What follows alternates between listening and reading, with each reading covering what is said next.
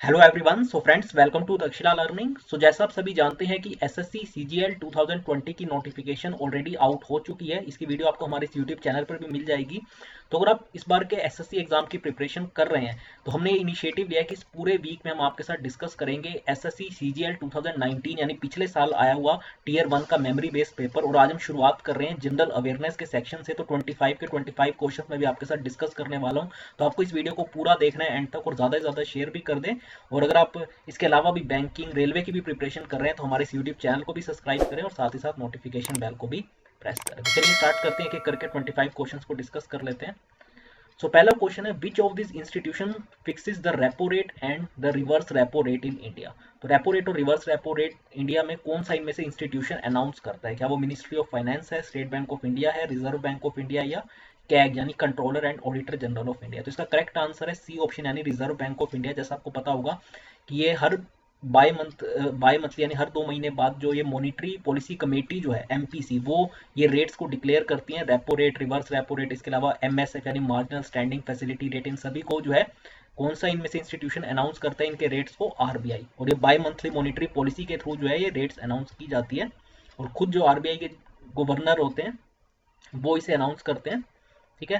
जहाँ तक आपको पता है, स्टेट बैंक ऑफ इंडिया तो है, वो तो एक पब्लिक सेक्टर बैंक है, वो तो पब्लिक सेक्टर डीलिंग में काम करता है। जबकि आरबीआई का मेनली काम होता है कि सभी बैंकों को रेगुलेट करता है। इसके अलावा करेंसी इशू करने का काम आरबीआई का है। और ये सारी रेट्स जो है बाय मंथली मॉनिटरी पॉलिसी के थ्रू जो है ये अनाउंस करता है आरबीआई। कैग का जहाँ तक काम है वो ऑडिटिंग का है। ठीक है, controller and auditor general of India. तो इसका करेक्ट आंसर है सी ऑप्शन। आगे बात करते हैं, which of the following books is not written by Salman Rushdie. तो आपको बताना है, आपको सलमान रुश्दी एक ऑथर है, तो इनमें से कौन सी बुक जो है वो सलमान रुश्दी ने नहीं लिखी? तो यानी आउट ऑफ 4 बुक्स 3 बुक्स उन्होंने लिखी हुई, आपको चौथी बतानी है। क्या वो है shame, midnight children, an era of darkness, और द सैटेनिक वर्सेस? इसका जो देखिए करेक्ट आंसर है वो सी ऑप्शन है, एन एरा ऑफ डार्कनेस। ये जो बुक है ये शशि थरूर ने लिखी है। खासकर जो ब्रिटिश एम्पायर जब इंडिया पे रूल करा करता था इंडिपेंडेंस से पहले, उस टाइम के पूरे इन्होंने उसको डिस्क्राइब कर रखा है एरा को, और इसलिए एन एरा ऑफ डार्कनेस इसे कहा गया है। ठीक है ना। और किस तरीके से फिर आपको इंडिया का पार्टीशन हुआ, ये सब चीज़ें इसमें कवर की गई है। तो इसका करेक्ट आंसर है सी ऑप्शन। बाकी जो तीनों बुक्स है वो सलमान रुश्दी ने लिखी हैं। आगे अगर बात करें तो एज ऑफ फेब्रवरी 2020, क्योंकि देखिए 2019 का पेपर है इसलिए काफ़ी पीछे का इसमें आप देख सकते हैं क्वेश्चन है, पूछा गया कि as of February 2020 who is the president of Sri Lanka. ठीक है। तो श्रीलंका के प्रेसिडेंट आपको बताना इनमें से कौन है? चंद्रिका कुमारतुंगा, गोटाबिया राजपक्षा, डीएम जयरत्ने, या मैत्रीपला सिरिसेना। ठीक है। तो 4 ऑप्शन है, इसका जो देखिए करेक्ट आंसर है वो बी ऑप्शन है, यानी गोटाबया राजपक्षा। ये इसके एट प्रेजेंट भी यहाँ के श्रीलंका के प्रेसिडेंट यही हैं। क्योंकि जैसे मैं आपको बता रहा हूँ, ये 2019 के पेपर में पूछा गया था, जिसका टीयर 1 का एग्जाम अराउंड यही स्टार्टिंग में हुआ था 2020 के। तो इसलिए मैंने आपको बताया कि करंट अफेयर्स के काफ़ी सारे क्वेश्चंस आपको एग्जाम में देखने को मिलेंगे। आप यहाँ पे नोट डाउन भी करते जाना कि कितने क्वेश्चंस यहाँ पे आपको करंट अफेयर में से देखने को मिलेंगे। ठीक है। तो इसका करेक्ट आंसर है बी ऑप्शन, यानी गोटाबया राजपक्षा। ठीक है। इससे पहले मैत्रीपला सिरिसेना भी रह चुके हैं वहाँ के प्रेसिडेंट। क्लियर है। चलो आगे बात करते हैं, name the author who won the Sahitya Akademi award 2019 for his book. अब देखिए जो मैंने आपके साथ अभी डिस्कस भी किया था, an era of darkness the British empire in India. तो ब्रिटिश एम्पायर को डिस्क्राइब करते हुए an era of darkness book जो है वो किसने लिखी थी? विक्रम सेठ, रोमिला थापर, शशि थरूर, या रामचंद्र गुहा? तो मैंने आपको बताया ये वाली बुक शशि थरूर ने लिखी थी। इसका करेक्ट आंसर है सी ऑप्शन। ठीक है, Shashi Tharoor. So an era of darkness the British empire in India जो बुक है, जिसे साहित्य अकेडमी अवार्ड 2019 मिला था, वो शशि थरूर ने लिखी थी। तो ये भी देखिए वैसी बात है, क्योंकि काफी टाइम हो गया इस एग्जाम को हुए, तो इसलिए अब ये सारे क्वेश्चंस जो है ये करंट अफेयर के ही थे उस टाइम पे। अब ये काफी पुराने लग रहे होंगे आपको, लेकिन ये उस टाइम काफी लेटेस्ट थे न्यूज में। आगे अगर बात करें, so name the physicist who is credited with the discovery of the neutron. तो इनमें से किस फिजिसिस्ट ने जो है न्यूट्रॉन को डिस्कवर किया था, जिन्हें इस डिस्कवरी के लिए नोबेल प्राइज भी मिला था? क्या वो एन रिको फर्मी है, जेएस फ्लेमिंग है, जेम्स चैडविक है, या मैक्स प्लैंक है? तो मैं आपको बता दूं, अगर आपने साइंस वगैरह में ये आपने पढ़ा होगा, जब एटम्स का चैप्टर पढ़ाया जाता है, तो न्यूट्रॉन की डिस्कवरी इनमें से किसने करी है? जेम्स चैडविक ने। और इसके लिए जो है, इसकी डिस्कवरी के लिए इन्हें नोबेल प्राइज का अवार्ड भी मिला हुआ है। तो न्यूट्रॉन की डिस्कवरी के लिए जेम्स चैडविक को अवार्ड मिला था। ठीक है। और 1932 में जो है इन्होंने इसको डिस्कवर किया था। आगे अगर बात करें तो एज ऑफ जनवरी 2020, अगेन देखिए करंट अफेयर से रिलेटेड क्वेश्चन है, Shri Bhupesh Baghel is the chief minister of which state. ठीक है, तो इनमें से किस स्टेट के चीफ मिनिस्टर जो है वो भूपेश बघेल है, आपको बताना है, झारखंड, हरियाणा, छत्तीसगढ़ या ओडिशा।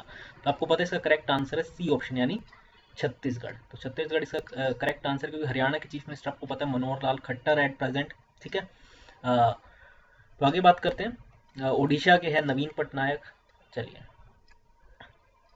आगे क्वेश्चन नंबर 7 की अगर बात करें तो अराकू वैली, जो कि एक देखिए फेमस टूरिस्ट रिसोर्ट है, अराकू वैली, ये कहाँ पे लोकेटेड है, near which of these cities of south India. क्या कोची में लोकेटेड है, मदुरई, मैंगलोर या विशाखापट्टनम। तो इसका करेक्ट आंसर है देखिए डी ऑप्शन यानी विशाखापट्टनम के पास ये अराकू वैली, जो कि एक टूरिस्ट स्पॉट है, रिसोर्ट है, वो लोकेटेड है। तो इसका करेक्ट आंसर है विशाखापट्टनम। आगे बात करें तो sir Thomas Roy came as an official ambassador from King James I of England to which Mughal emperor court. तो इनमें से किस मुगल एम्परर के कोर्ट में जो है सर थॉमस रो जो है वो आए थे from king James one of England. क्या वो शाहजहां थे, अकबर, औरंगजेब या जहांगीर। तो इसका करेक्ट आंसर है डी ऑप्शन यानी जहांगीर के जो है, जो क्या पता मुगल एम्परर रह चुके, उनके कोर्ट में ये आए थे सर थॉमस रो।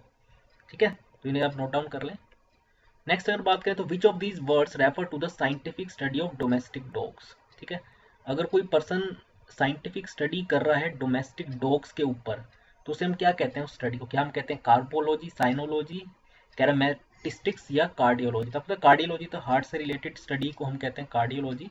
इसका जो करेक्ट आंसर है वो बी ऑप्शन यानी साइनोलॉजी।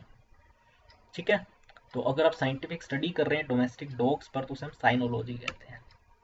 आगे अगर बात करें तो the rooms of the ancient city of Hampi, जो कि कैपिटल भी थी उस वक्त विजयनगर किंगडम की, वो आज के टाइम पे कहाँ लोकेटेड है, इंडियन स्टेट में, किस स्टेट में लोकेटेड है। क्या वो बिहार में है, हरियाणा में है, तेलंगाना है या कर्नाटक।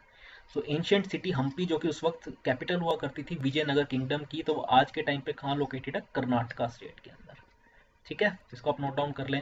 ये आपको एक नोट के पीछे भी हम्पी का स्टैचू वो जो है देखने को मिल जाएगा।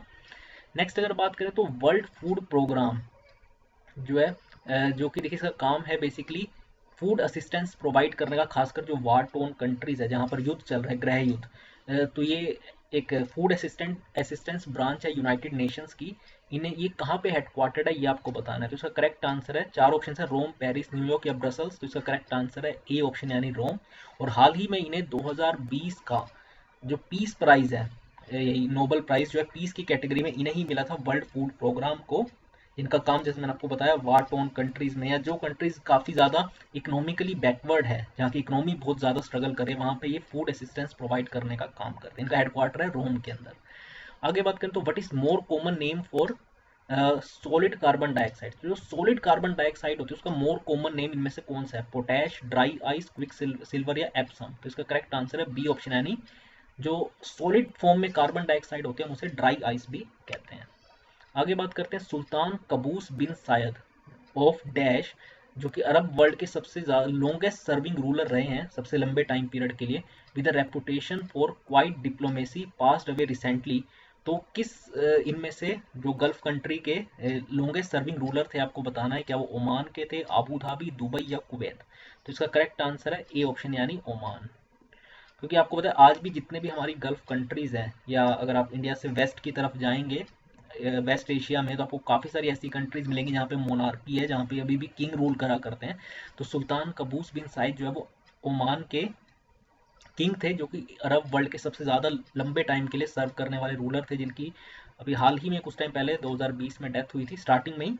ठीक है, आगे अगर बात करें तो in which year Sanchi was discovered. आपने सांची स्तूपा का नाम सुना होगा, तो इसमें सांची जो है किस ईयर में डिस्कवर किया गया था, after being abandoned for nearly 600 years.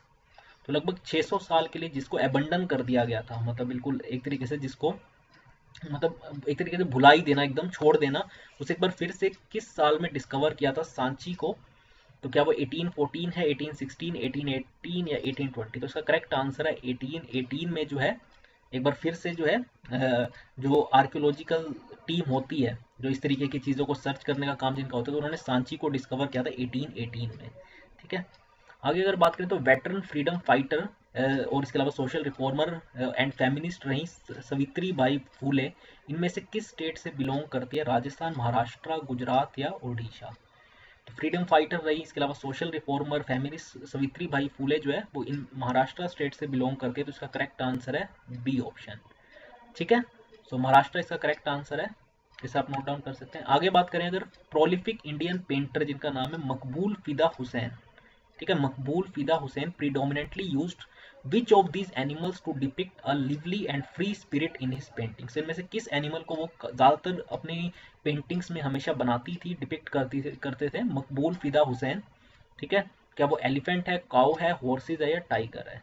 उसका करेक्ट आंसर है सी ऑप्शन यानी हॉर्सेज। तो मकबूल फिदा हुसैन जो काफ़ी फेमस इंडियन पेंटर थे, वो अपनी ज़्यादातर पेंटिंग्स में जो है वो हॉर्सेज को बनाया करते थे, डिपिक्ट करते थे। ठीक है, हाल ही में देखिए जो करतारपुर कॉरिडोर को इनैग्यूरेट किया गया था, तो करतारपुर कॉरिडोर की इनैग्यूरेशन जो है of the first set of pilgrims from India to the final resting place of Sikhism founder Guru Nanak देव, तो इनमें से किसने उसे इनैग्यूरेट किया था इंडिया की तरफ से? क्या वो मनमोहन सिंह थे, नरेंद्र मोदी थे, रामनाथ कोविंद थे, अमरिंदर सिंह थे?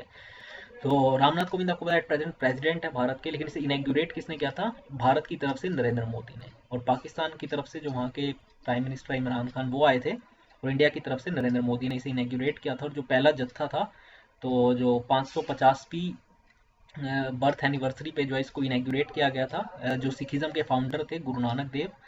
ठीक है, तो करतारपुर कॉरिडोर को नरेंद्र मोदी जी ने इनैग्यूरेट किया था। आगे अगर बात करें तो name the media company that purchased the legendary studio of 21st century Fox, तो 21वीं सेंचुरी के एक बहुत फेमस आपने स्टूडियो का नाम भी सुना होगा, काफी सारी मूवीज के आगे लिखा पहले आता भी है फॉक्स, इनमें से किस मीडिया कंपनी ने उसे परचेज किया है? वाइकॉम, डिज्नी, सोनी या टाइम वार्नर? तो उसका करेक्ट आंसर है बी ऑप्शन यानी डिज्नी ने जो है इसे परचेज किया, इसके लेजेंडरी स्टूडियो को 21st सेंचुरी के फॉक्स पे। ठीक है, आगे अगर बात करें तो red bombs have a structure name dash which helps them in grinding their food, तो जो रेड बॉम्ब्स होते हैं आपने देखा होंगे, तो वो उनका जो स्ट्रक्चर है उसे हम क्या बोलते हैं जो हेल्प करता है उन्हें फूड को ग्राइंड करने में? क्या वो गिजार्ड है, एसोफेगस है, क्रोप है या इंटेस्टाइन है? तो उसका करेक्ट आंसर है ए ऑप्शन यानी गिजार्ड। तो गिजार्ड की हेल्प से जो है वो फूड को ग्राइंड कर पाते हैं। ठीक है, तो इसका करेक्ट आंसर है ए ऑप्शन। आगे अगर बात करें तो for which of the following sports was Dronavalli Harika, उन्हें हाल ही में जो है प्रेस्टिजियस पद्मश्री अवार्ड मिला था। ठीक है, अब फिर से आपको पता है ये 26 जनवरी से पहले ये दिए जाते हैं इस तरीके से अवार्ड्स, तो वो फिर अनाउंस किए जाएंगे, लेकिन पिछले साल अगर बात करें तो द्रोणावली हरिका को इनमें से किस स्पोर्ट के अंदर जो है वो पद्मश्री अवार्ड मिला था? क्रिकेट, आर्चरी, चेस या बैडमिंटन? तो इसका करेक्ट आंसर है सी ऑप्शन यानी चेस की फील्ड जो है ये चेस खेला करते हैं द्रोणावली हरिका, जिन्हें ये अवार्ड पद्मश्री अवार्ड मिला है। ठीक है, नेक्स्ट अगर बात करें तो कोलाटुनाडु, वल्लुवनाड और थेकू मुकूर, ये एंशियंट स्मॉल टाइम किंगडम्स किस स्टेट के हैं ये आपको बताना है? गुजरात, कर्नाटक, बिहार और केरला। तो नाम से एक थोड़ा सा आपको आइडिया लग गया हो कि या तो कर्नाटक इसका आंसर होगा या केरला, लेकिन इसका करेक्ट आंसर है डी ऑप्शन यानी केरला के ये स्मॉल टाइम किंगडम्स थे इंडिया के। ठीक है, आप इसके नाम नोट डाउन कर सकते हैं, हो सकता है मेरे से प्रोनाउंसिएशन में थोड़ी सी गलती हो, इसे आप नोट डाउन कर ले। केरला के स्मॉल टाइम किंगडम्स थे एक टाइम पे। आगे अगर बात करें तो who is the first and the only current batsman to score double hundreds in 4 consecutive test series, तो लगातार 4 कंसेक्यूटिव टेस्ट सीरीज में इनमें से पहले और अभी तक कौन से ऐसे करंट बैट्समैन हैं जो जिन्होंने डबल हंड्रेड स्कोर किया हुआ है लगातार 4 test series, consecutive test series में? क्या स्टीवन स्मिथ है, एबी डिविलियर्स है, रोहित शर्मा या विराट कोहली? तो इसका करेक्ट आंसर है डी ऑप्शन यानी विराट कोहली एक ऐसे करंट बैट्समैन है जिन्होंने लगातार 4 कंसेक्यूटिव टेस्ट सीरीज में डबल हंड्रेड यानी 200 रन से ज्यादा स्कोर किए हैं एक इनिंग्स में। ठीक है, आगे अगर बात करें तो अगर आपको देखिए किसी तरीके का अगर लॉटरी प्राइज आप जीतते हैं तो उस पर आपको कितना जीएसटी रेट देना होगा, दैट हैज बीन फिक्स्ड, आपको बताना है बाय द जीएसटी काउंसिल। तो 18, 32, 28 या 12%? तो इसका करेक्ट आंसर है सी ऑप्शन यानी 28% का आपको टैक्स जो है अगर आप कोई लॉटरी प्राइज जीतते हैं तो उस पर आपको देना होता है। ठीक है, आगे अगर बात करें तो who among the following played the leading lady in the film Mission Mangal, तो मिशन मंगल मूवी अगर आपने देखी तो उसमें से लीडिंग जो मेन एक्ट्रेस का रोल किसमें से इन्होंने प्ले किया था?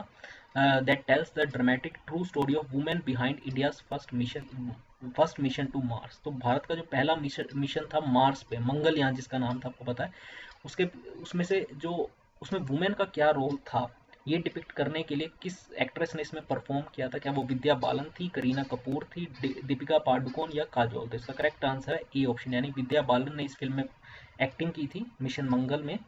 ठीक है, और एक्टर कौन थे आपको पता होगा, आप ज़रूर मेरे को कमेंट करके बताना कि इस फिल्म में एक्टर कौन थे। ठीक है।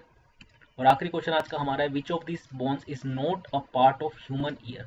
तो जो हमारा ह्यूमन ईयर, हमारा जो कान है, उनमें से कौन सी जो बोन है, which of this bones is not a part, incus, femur, malleus या स्टेप्स। तो इसका करेक्ट आंसर है बी ऑप्शन, यानी बाकी जो तीनों है ये हमारे ह्यूमन ईयर की आपको बोन्स जो होती है, हड्डियां जो है, ये तीनों ही उसकी है, इनकस, मेलियस, स्टेप्स। लेकिन आपको बताना है कौन सी ऐसी बोन है जो हमारे ह्यूमन ईयर का पार्ट नहीं होती। तो इसका करेक्ट आंसर है बी ऑप्शन, यानी फीमर। तो फीमर इसका करेक्ट आंसर है। ठीक है। तो आई होप सो आपने 25 के 25 क्वेश्चंस के आंसर आपको मैंने बताई दी, तो आपके कितने करेक्ट रहे ये आपको मेरे को कमेंट करके बताने के अलावा आपको इसी तरीके से मैं बाकी के 75 क्वेश्चंस भी एक एक करके आपके साथ आने वाले दिनों में कवर करूंगा। तो आज की इस वीडियो में इतना ही फ्रेंड्स, थैंक्स अ लॉट।